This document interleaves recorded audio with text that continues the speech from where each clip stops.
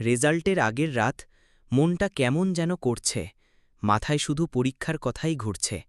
মনে হচ্ছে কিছু প্রশ্ন আরও ভালোভাবে লিখতে পারতাম। মা বাবা কত আশা করে আছে, যদি তাদের হতাশ করি।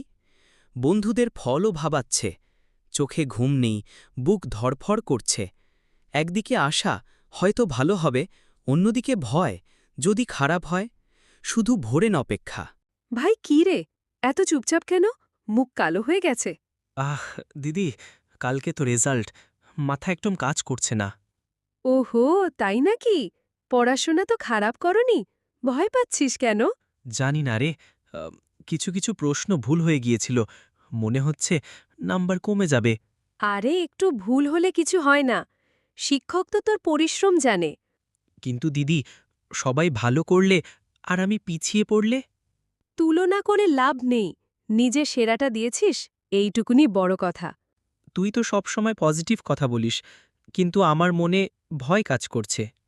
ভয় থাকাটা স্বাভাবিক, কিন্তু সেটা যেন তোর আত্মবিশ্বাস নষ্ট না করে। কাল রাতটা বুঝি ঘুম হবে না। আরে না, গান শোন, হালকা কিছু কর, মন অন্যদিকে নে।